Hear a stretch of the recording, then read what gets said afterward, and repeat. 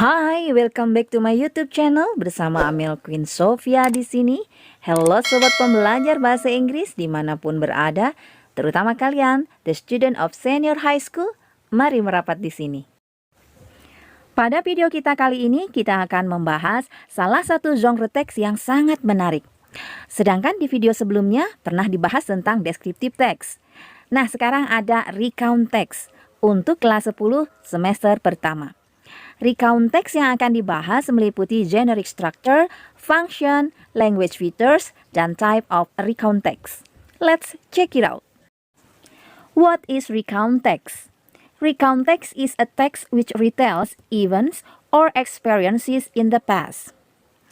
Recount text adalah jenis teks bahasa Inggris yang menceritakan kembali kejadian atau peristiwa di masa lampau. What is the function of recount text? Recount text mempunyai fungsi 1. Memberikan informasi pada pembaca tentang suatu kejadian atau pengalaman di masa lalu. Misalnya bisa berupa laporan perjalanan, pengalaman pribadi, atau laporan tentang suatu acara. Nah, fungsi yang kedua yaitu menghibur pembaca. Jenis ini umumnya ditulis untuk menceritakan sesuatu yang menyenangkan ataupun pengalaman yang menegangkan. Yang ketiga, fungsinya yaitu untuk merefleksikan suatu hal. Nah, teks recount bisa dijadikan sebagai media untuk merefleksikan atau juga menganalisis peristiwa atau pengalaman tertentu. Misalnya kalau kita menuliskan diary. Yang keempat, recount text berfungsi untuk mendokumentasikan pengalaman penting. Selain foto dan video, bisa menambahkan cerita berjenis teks recount. Dan yang terakhir, fungsi dari recount text adalah untuk mempelajari sejarah.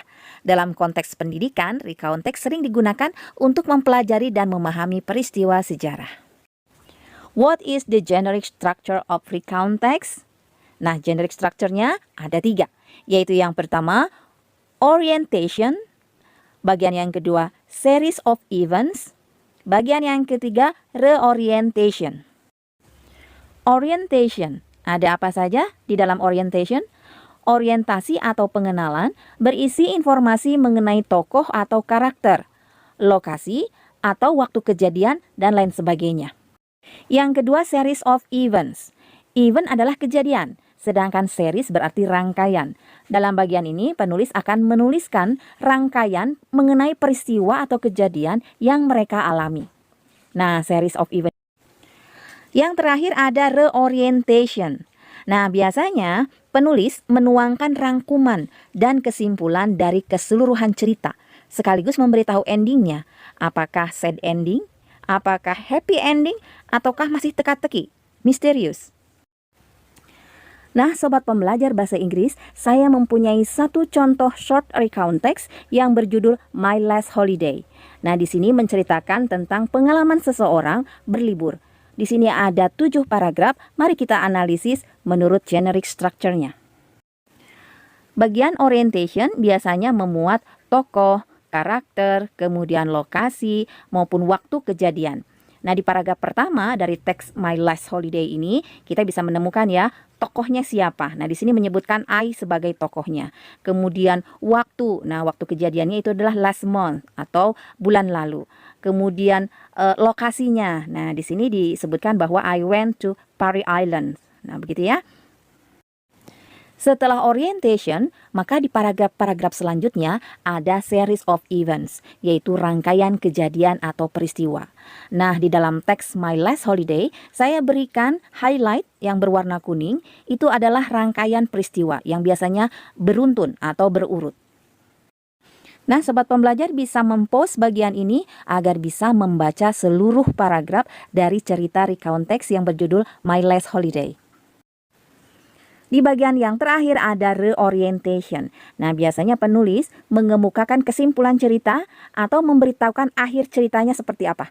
Sad ending atau happy ending. Nah, di sini di My Last Holiday, di bagian paragraf terakhir itulah akhir dari ceritanya. Language features of the text. Unsur-unsur kebahasaan teks. Nah, apa sajakah grammar ataupun structure yang ada di dalam recount text? Yang pertama, cirinya adalah using simple past tense. Apa itu simple past tense? simple past tense adalah bentuk waktu, di mana kita menggunakannya untuk mengungkapkan kejadian atau peristiwa yang sudah terjadi di masa lampau. Pattern atau pola kalimat the simple past tense yaitu terkenal dengan penggunaan verb kedua atau kata kerja bentuk kedua. Nah, untuk lebih jelasnya saya akan merincikan secara lengkap di video selanjutnya. Contoh dari kata kerja simple past tense atau verb kedua, misalnya go menjadi went, do menjadi did, RM is menjadi was atau were, kemudian kata kerja yang berakhiran ed. For example, play, played, arrive, arrived. Ciri yang kedua yaitu using personal participant, yaitu penggunaan kata ganti orang. For example, I, we, my family, my friends, my holiday, etc. Ciri yang ketiga, using action verb. Action verb adalah kata kerja yang merujuk pada tindakan yang dilakukan dan bisa terlihat oleh orang lain. For example, go, visit, arrive, swim, sit, sleep, dan lain sebagainya. Ciri selanjutnya yaitu penggunaan linking verb. Linking verb yaitu kata kerja yang menghubungkan antara subjek dan keterangan. Nah, contoh dari linking verb ada be, yaitu RM is, kemudian become, seem, appear, feel, dan lain sebagainya. Ingat, kata kerja yang tadi harus berbentuk verb kedua. Ciri kebahasaan yang lain di dalam recount text yaitu penggunaan adverb. Adverb adalah keterangan kata kerja yang fungsinya bisa menunjukkan waktu atau adverb of time, menunjukkan tempat atau adverb of place, atau juga menunjukkan cara atau disebut juga adverb of manner. Nah, contoh misalnya adverb of time, last month, yesterday, dan sebagainya. Kemudian adverb of place misalnya in front of, between, among, dan lain sebagainya.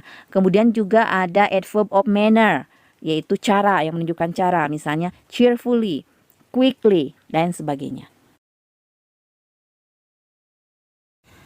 Nah, ciri selanjutnya ada penggunaan sequence connectives atau chronological connector. Apa itu? Adalah kata sambung yang digunakan untuk menyatakan urutan terjadinya peristiwa.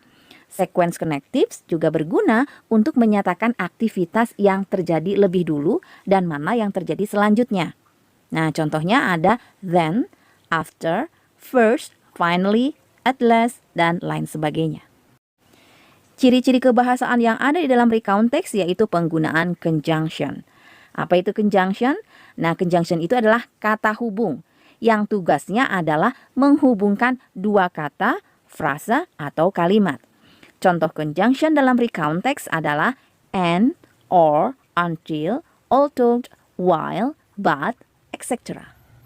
Types of recount text. Jenis-jenis recount text. Yang pertama ada personal recount text. Adalah teks yang bertujuan untuk menceritakan pengalaman pribadi penulis. Yang kedua ada factual recount text, yaitu merupakan teks yang menyajikan laporan terkait peristiwa yang terjadi berdasarkan fakta atau yang benar-benar terjadi.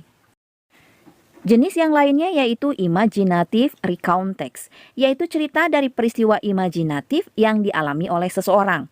Contohnya, pengalaman penulis mengenai hayalan yang ia dapat dari mimpi.